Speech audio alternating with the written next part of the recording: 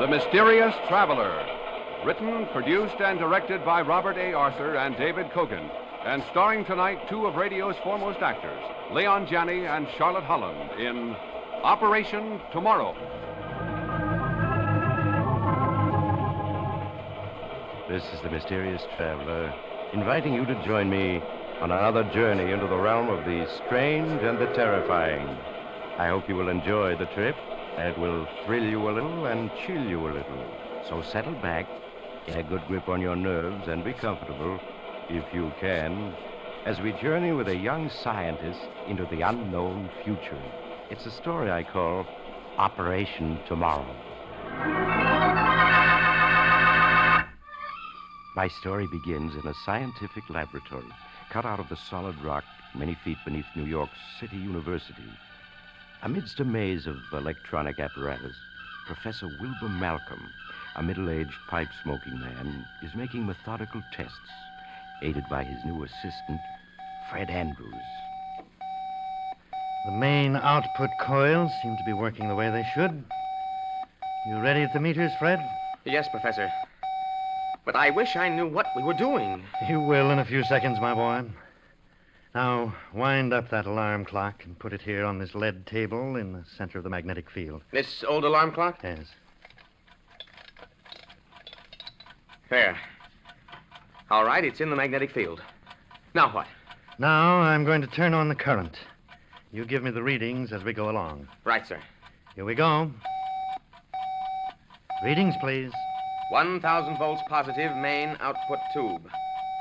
1,500. 2,000. 3.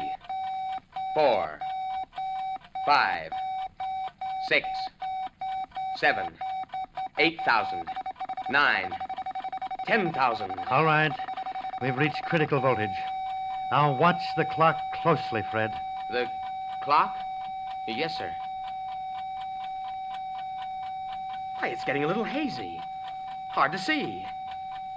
Now it's transparent, as if it were made of glass. What is this, Professor? Patience, my boy. Watch and observe. That's the scientist's motto. Well, the tick is getting fainter. Fading out. The clock is disappearing. Professor, the clock has vanished. So it has. Gone completely. But where? Don't tell me you've discovered the secret of invisibility. Oh, something bigger than that, Fred. But watch now. I'm going to cut off the alpha tubes. Now I'll cut in the beta tubes. That will give us a negative charge and reverse the magnetic field. You ready, Fred? Yes, sir. Here we go. Readings, please. 2,000 volts negative. 3,000 negative. 4,000. 5. 6. 7. 8. 9. 10,000 volts negative. Good.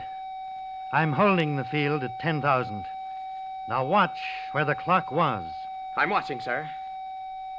Good Lord. I see a ghost of a clock there. Just a misty outline. Now it's becoming clearer and clearer. It's transparent. Now it's almost solid. Why, I can hear it ticking again. And there it's back. Oh. Yes, Fred. The clock is back. And as you can hear, still in good working order. But where was it? Where did it go? Where did it go? It went into the future. Into the future? Yes, my boy. That clock has just penetrated approximately 1 year into the future. You've witnessed the first demonstration of something that up to now has always been considered a fantastic dream. Time travel. Good Lord. Ah, that's enough for today. You're coming home with me, Fred, when I tell you my plans.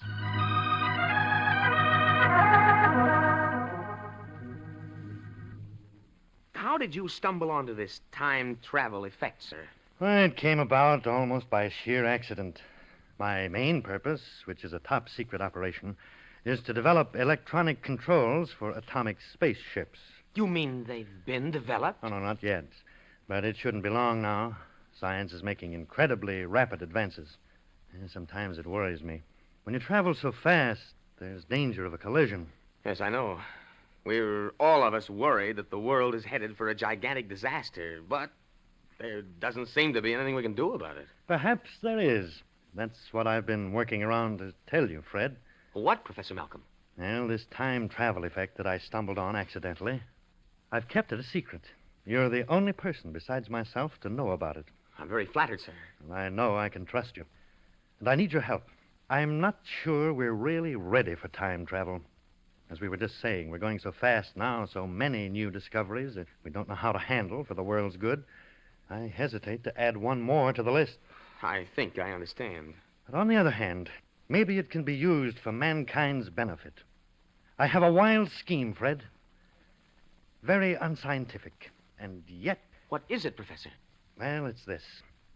I propose to send you on a little jaunt into the future. Into the future? Yes. I want you to bring back information. I want to find out what's in store for us mortals of the 20th century, Fred. If it's bad, war, perhaps, just knowing about it in advance may make it possible to prevent it. Do you follow me? It would be like knowing in advance about a train wreck and then seeing that it doesn't happen. I knew you'd understand. That's why I sent for you. As soon as we've completed our tests, I propose to send you through time 100 years into the future. For days and weeks, Fred Andrews and Professor Malcolm experimented until they were sure it would be possible to send a human being into the future and bring him back safely. At last, they were ready for the big test, for the actual transmission of Fred himself through time. Professor, I'm all ready. Why are you hesitating? Well, Fred, as we've been working, suspicion has been growing in my mind. What suspicion, sir? I don't think this is going to work. But, Professor, we've sent dozens of objects into the future and brought them back. Even live animals. Cats, dogs. Yes, but we've never brought back an object from the future itself. I mean, one we didn't send there. No, that's true. And I but... wonder if... Well, no matter, we'll see. Now remember, gather all the information you can and get back to this spot 6 hours from now. I'll activate the return field then and bring you back to 1950. Yes, sir, I'll do my best. I guess that's all. Good luck, my boy. Thank you, sir. 5,000 volts positive. 6,000 volts. How do you feel? I feel fine, Professor. 8,000 volts. 9. 10,000. Critical voltage. You're beginning to move forward into time. You're getting transparent now. Can you hear me? Yes, Professor Malcolm. I can hear you, but you sound very far away. I can't see you any longer. I seem to be in the middle of a fog or mist. Now I'm just surrounded by blackness. I can't hear or see anything. He's gone. Pray heaven he comes back safely. For a long moment, Fred Andrews felt as if he was spinning dizzily through empty darkness. Then the feeling passed, and he cautiously opened his eyes to find himself standing in an empty room, the laboratory which he had just left 100 years ago. Unsteadily, he crossed the room and, with difficulty, opened the door. Then he gasped. Outside was a maze of corridors and stairways, brilliantly lighted, as if a whole city had been carved out of the rock of Manhattan Island. As he stood there, someone came walking swiftly past him. An attractive girl in full military uniform.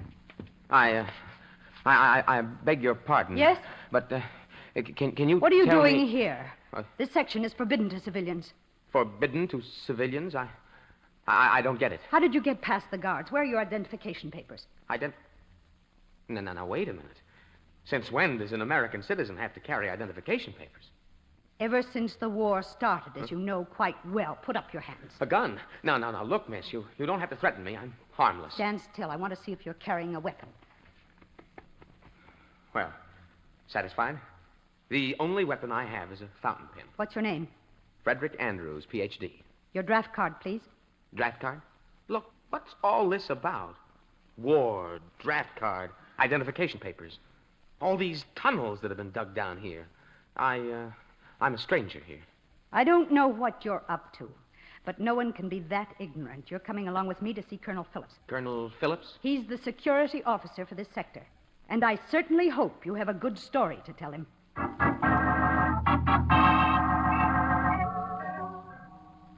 So your story, Mr. Andrews, is that you've come here from the year 1950. You must realize it's a very unconvincing tale. Completely unconvincing, in my opinion, Colonel. Well, it's the only story I have.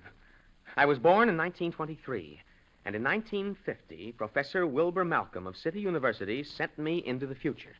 Now I'm here, and, I forgot to ask the date. It's April 10th, 2050. Exactly 100 years. Professor Malcolm's calculations were accurate to almost the minute. Colonel, in my opinion, this man is a very clever spy. Spy?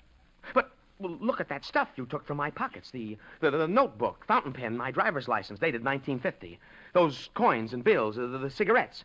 Surely they convince you I came from 100 years ago. I think we can settle the question, Mr. Andrews. Our technical department can tell whether this currency is genuine and approximately how old it is. Lieutenant French. Yes, sir. Send all these things by pneumatic tube to the technical department. Ask them for an immediate report. I'll have a report for you in half an hour. When the report comes, Mr. Andrews, I'll know how to handle your case. If you are a spy, you know the penalty. Well, I'm not worried, Colonel. Now, may I ask a few questions? Are you at war? We are indeed at war. And these miles of tunnels I saw, carved out of the solid rock. This city has retreated underground, Mr. Andrews. No one lives on the surface now. Good Lord. How long has the war been going on? We've been at war, Mr. Andrews. Off and on, of course, with periods in between in which both sides have rested up for 95 years.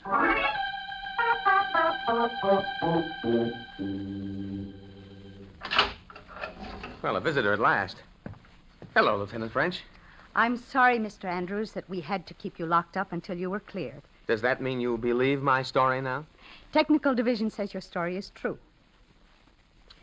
I'm free now?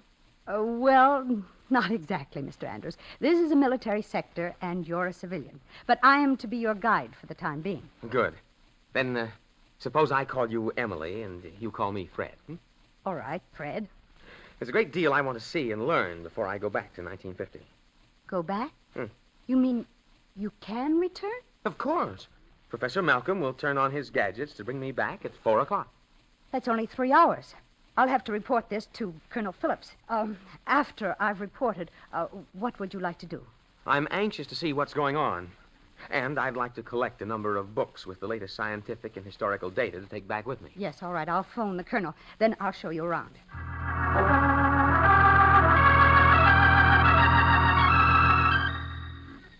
Fred, here's the plotting room for the flying bomb attack. Good Lord, it's as big as a theater. And as dark. What's that big board with lights on it? That's the chart board which records every flying bomb within 1,000 miles of American territory. Self-guided missile entering detection net over Greenland. General course south-southwest. I have it plotted. Send up interceptor rockets when it reaches Zone 4. Yes, sir. Rockets 34 and 35 successfully intercepted at Defense Zone 4. Now, you see, Fred, 2 lights just went out. That means we sent up destroyer rockets, which brought the bomb down. Rocket bombs 29 and 31 have eluded interception at Zone 3. Interception salvo at Zone 2. If they penetrate, use interceptor L-100 at Zone 1. L-100 is our new top-secret interceptor, Fred. Hardly anyone knows how it works, but it never fails. 4 more lights went out then. Mm-hmm. And here comes the report. Last 4 rockets successfully intercepted. Roger. Well, Fred, what do you think of modern Rocket warfare? 25 Oh, has it's penetrated Zone 2. Horrifying. Interceptor And L-100 everybody is being here launched now. seems to take it so calmly. You can't get excited when a thing has lasted for almost 100 years on and off. That light, number 25, it's still on and moving. But it should have been destroyed by now. Do you suppose... Rocket number 25 has eluded interceptor attack by L-100. It has, but it can't have. Report on 25, please. Detection base 103 reports number 25, apparently new type rocket, non-metallic construction, able to baffle sighting mechanism of L-100. Order technical crew to search for fragments after the hit. Send general warning to eastern seaboard area. Give plotted strike prediction. Very good, sir. All personnel in Eastern District, all personnel Bomb strike due in 10 seconds. Battery area. Bomb strike due in 5 seconds. 4 seconds. Bomb strike due in 3 seconds. 2 seconds. 1 second.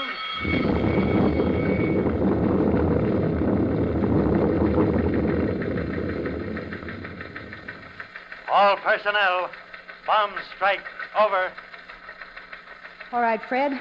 I'll take you to the viewing room next. You can see for yourself what this city looks like in the year 2050.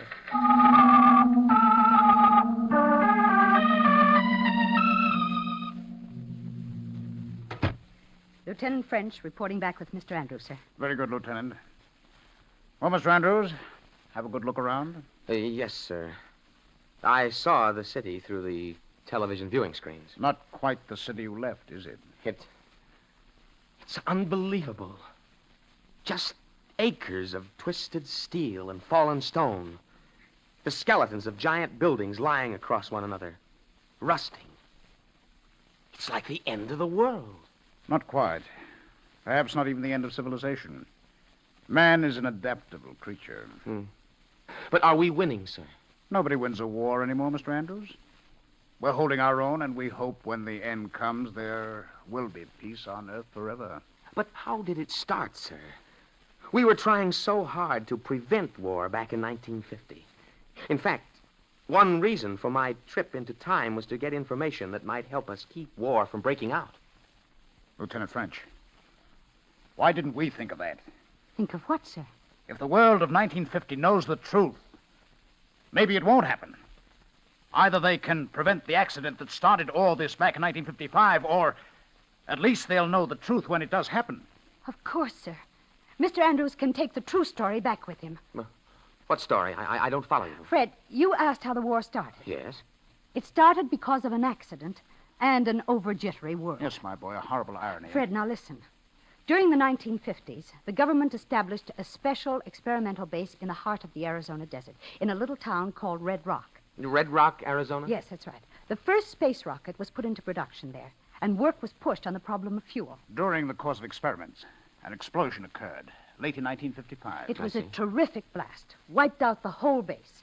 The first reports were sabotage, that the enemy had blown up the base because they were afraid we were on the verge of getting space flight. Before the truth became known, our newspapers screamed for retaliation. The enemy became panicky and decided to strike first. And phase one of the war was on. When we discovered the blast was really an accident, it was too late to stop. That's horrible, sir. War because everybody was just too jittery. But it doesn't have to be. Don't you see, if you take back the true story before it happens, it won't have to happen. Now, look, I've assembled a dozen books for you. The information in them will enable your scientists to prevent that blast at Red Rock Base. Now, Fred, you've got to get the facts back to them. You've just got to. I will. Believe me, Professor Malcolm and I will see to it this war doesn't start in our time. Good. Now, come along. You've only 5 minutes more.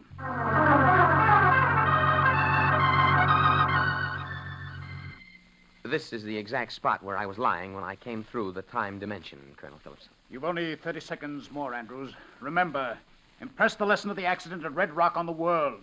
These books, hold them close to you so they'll go back with you. Yes, sir. I've got a good grip on them. Fred. Yes, Emily? Just good luck. Thanks. Maybe I'll pay another trip to 2050. I hope so. It's 1600. If Professor Malcolm is on time... Look, Colonel. He's getting transparent. He's disappearing. Goodbye, Emily. I guess this is it. Hope to see you again sometime. But, sir, the books, they aren't disappearing. They're just as solid as ever. Fred! Fred! What? I can hardly hear you. Everything's gray and misty. Are you still there? Emily, are you still there? The books, Fred! Andrews, you're going back with the books. They're staying here.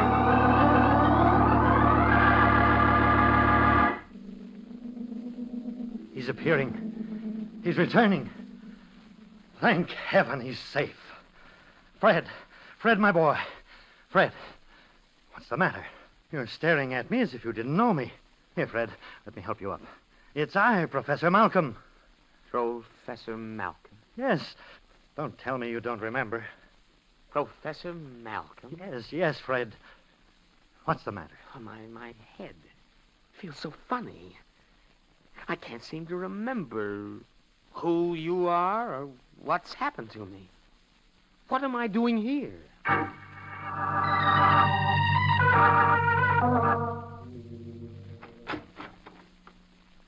Well, Fred, how are you? Oh, Professor Malcolm, it's good to see you, sir. I can't tell you how I've been blaming myself ever since the experiment. Oh, nonsense. I haven't suffered any harm. Just a blank place in my mind. I can't understand it. Do you suppose the experiment failed? You were gone for 6 hours. Somewhere. That's all I know, Fred.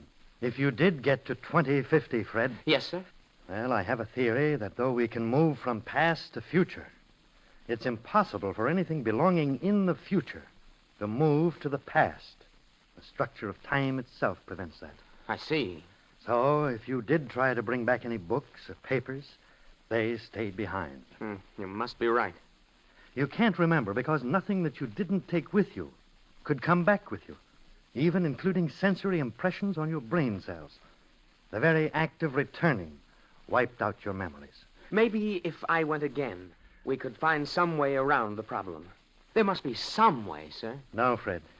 I'm dropping the whole subject for the time being. I've been transferred to a new assignment, and you're coming with me. Well, what is the assignment, sir? All spaceship research is being concentrated at a new base now being developed. You and I are going out there to help develop a fuel that will take a rocket to the moon. I see. Where is the base, Professor Malcolm? Oh, someplace in the west. I believe they call it Red Rock, Arizona. Red Rock? The name seems awfully familiar to me. I wonder why.